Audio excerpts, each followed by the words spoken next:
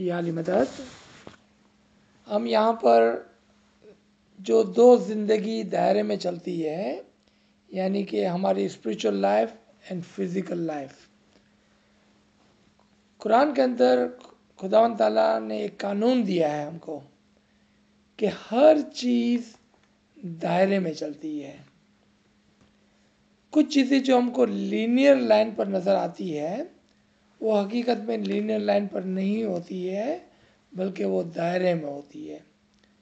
For example, एक बच्चा का पैदा होना, जवान होना, शादी करना, बूढ़ा होना और मर जाना, एक आम इंसान के नज़र में ये एक लीनियर लाइन पर ज़िंदगी चल रही है, यानी कि लेफ़्ट टू राइट, कि लेफ़्ट से शुरू हुआ, पैदा हुआ, करते करते करते एक राइट के ऊपर एक डाट आया और उस लाइन के ऊपर वो मर गया।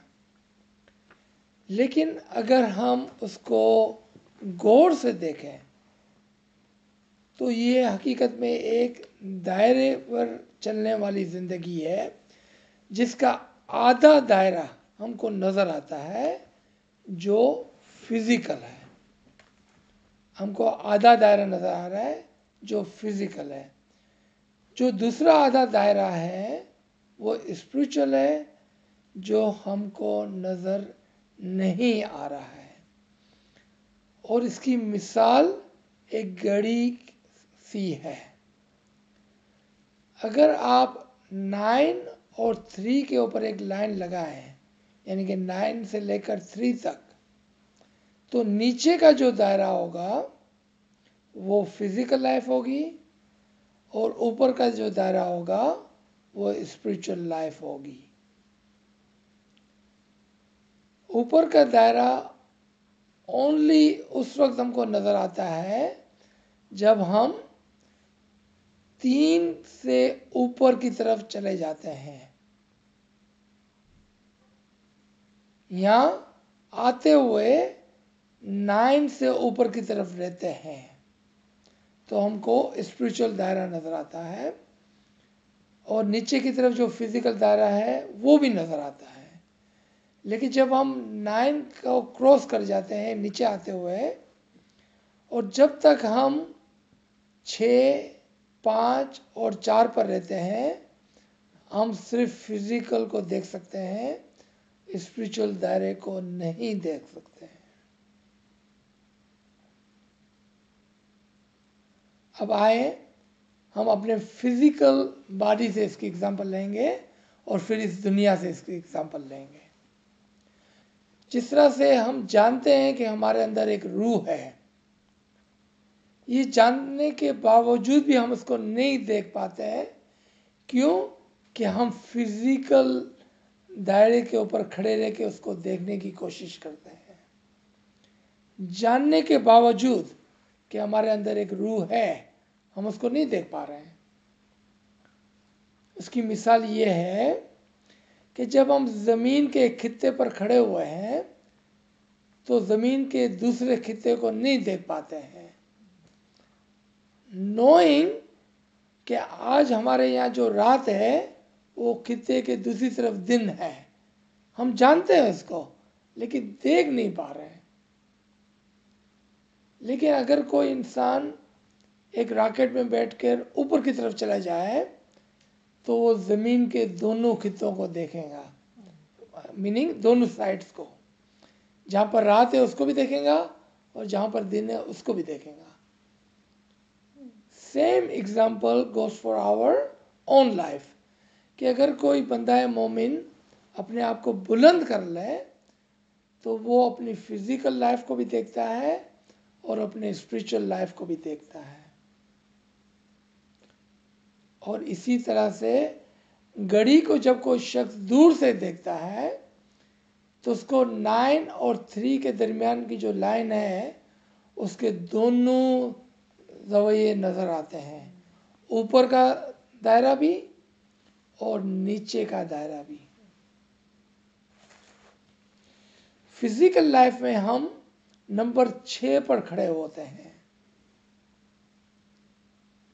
और वो चीज़ हम जो भूल चुके हैं वो ये है कि हम 9 से नीचे किस तरह से आ गए, यानी कि 8 और 7 पर क्या हुआ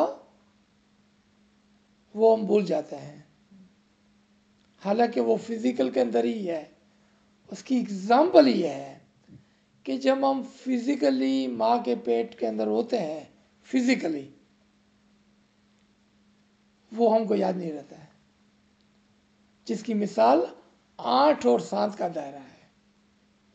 8 और सांस का है तो फिजिकल, लेकिन हमको याद नहीं रहता है जब हम 6 पे पहुंच जाते हैं, फिजिकल होने के बावजूद। अब दोबारा आए हम, जब हम पैदा होते हैं तो पहले कुछ साल हमको याद नहीं रहते हैं, इसके बाद हमको हमारी मेमोरी हमको याद दिलाती है, लेकिन टू आवर सरप्राइज हमको सिर्फ हाइलाइट्स याद होती है, एवरी सिंगल मोमेंट याद नहीं रहता है हमको। Even when we are 10, 20, 30, 40 year old, तो जब हम 60 पे पहुंचते हैं तो हम मुड़ के देखते हैं तो 30, 40, 50 के कुछ इवेंट्स हमको याद होते हैं, हाइलाइट्स, हर लम्हा याद नहीं होता है। इसका मतलब है कि दायरे पर जैसा जैसा हम आगे बढ़ते हैं, पिछले दायरा हमारे लिए इनविजिबल होता चला जाता है,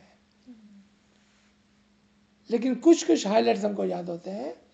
इसी तरह से जाहिर में रहकर हमको बातिन की कुछ कुछ चीज़ें मालूम होने के बावजूद हम उसको नहीं देख पाते हैं, और इसके लिए हमारे पास एक जो बहुत ही ब्यूटीफुल वर्ड है, रिमेम्बरेंस। हम याद करने की कोशिश करते हैं। ये जो जिक्र है, ये जो रिमेम्बरेंस है, वो यही चाबी है कि जिससे हम अपनी भूली हुई रूहानियत या भूली हुई इवन फिजिकल लाइफ को हम याद करने की कोशिश करते हैं। हम कहते हैं let me see if I remember this, even physical life के अंदर, कि मैं कोशिश करता हूँ मैं याद करूँ कि क्या हुआ था। और कभी कभार जब हम कोशिश करते हैं तो हमें याद आ जाती है कुछ चीज़ें, कभी कभार हम कोशिश करते हैं हमको याद नहीं आती है। इसी तरह से स्पिरिचुअल लाइफ की चीज़ें रिमेम्बरेंस से, जिक्र से याद आने लगती है और हम ऊपर का दायरा देख पाते हैं। अच्छा, वापस आ जाए हमारी फिजिकल बॉडी पर। फिजिकल बॉडी का जो आउटर लेयर है उसको हम देख सकते हैं। इनर लेयर को देखने के लिए क्या करना पड़ता है? एक्सरे निकालना पड़ता है। इस तरह से इमाम का फरमान है कि जब आप बैठे हैं तो अपनी नफ्स पर हाथ रख कर पूछें अपने आप को कि हमने क्या किया, क्या हमने कोई अच्छे काम किए, या हमने रूहानियत के अंदर कोई तरक्की की।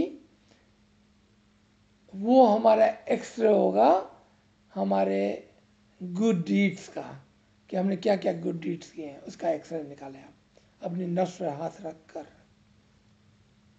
लेकिन जैसा ही हम इस रास्ते पे चलते हुए 3 को क्रॉस कर जाते हैं, इसी ज़िंदगी के अंदर 3 के दायरे को क्रॉस करते हैं, तो वहाँ पर एक अजीब और गरीब चीज़ होती है, और वो ये है कि ना सिर्फ हम रूहानियत को देख पाते हैं, बल्कि फिजिकल लाइफ में जो हम भूल गए होते हैं ना, वो भी देख पाते हैं।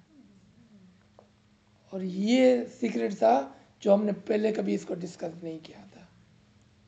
यानी कि हमारे पास वहाँ पर ऐसे एक चश्मे आ जाते हैं कि जिन चश्मों को पहनने के बाद हमारी नज़रें तेज़ हो जाती है और हम ना सिर्फ स्पिरिचुअल दुनिया को देख पाते हैं, बल्कि फिजिकल ज़िंदगी के अंदर जो भूल गए थे वो भी हमें याद आ जाता है, all the way to the 9 point. यानी कि किस तरह से हमने आज खुद इस दुनिया में आने का फैसला किया था, कैसा हम उस घराने के अंदर असाइन हुए। क्यों भाई मैं अपनी माँ से पैदा हुआ और आप अपनी माँ से पैदा हुए, क्यों, क्या वजह थी उसकी?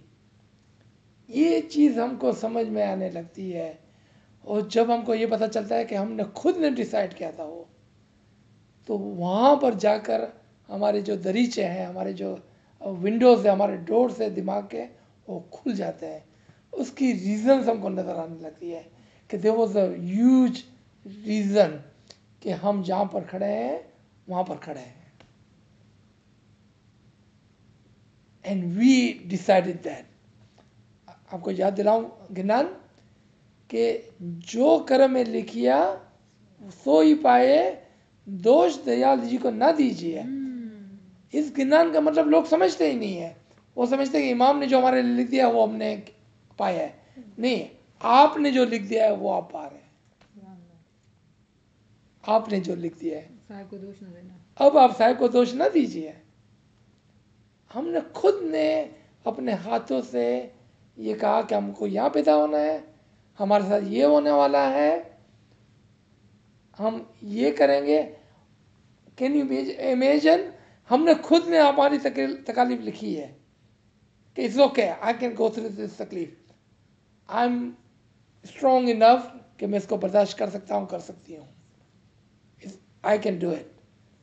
तो मौला क्या बोलता है, if you do that and if you do it with patience and without complaining, दो शर्त है, सब्र से काम लेंगे और शिकायत नहीं करेंगे तो आपको क्या देंगे पता है, अजरे अजीम।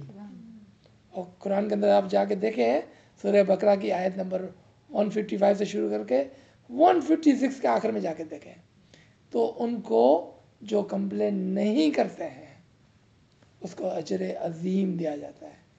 अजर अजीम क्या होगा, द ग्रेटेस्ट रिवॉर्ड,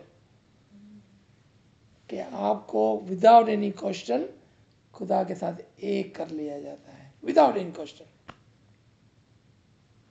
ये बात हमें समझ में आती है इस दायरे को समझते हुए। ये होकस पोकस दायरा नहीं था कोई, ये दायरा समझने के लिए था। आप उसके ऊपर आएंगे और फिर इन चीज़ों को देखेंगे तो इंशाअल्लाह ताला ये इमेजिनरी दायरा नहीं है, एक्चुअली ये फुल सर्कल है हमारी रूह का, कि जिसको हमको समझने की ज़रूरत है। ये कुरान के अंदर से कुछ रेफरेंसेस ये पढ़ के सुनाएंगे आपको। दायरे के कुछ रेफरेंसेस कुरान में जो है वो एक तो है 36/68, दूसरा है 36/40 एंड 21/33, जो रिव्यू करने के लिए बेहतरीन है ताकि हम दायरे के कॉन्सेप्ट को समझ सकें और अगर कोई सवालात हों तो उसको आगे ला सकें। यारी में 3668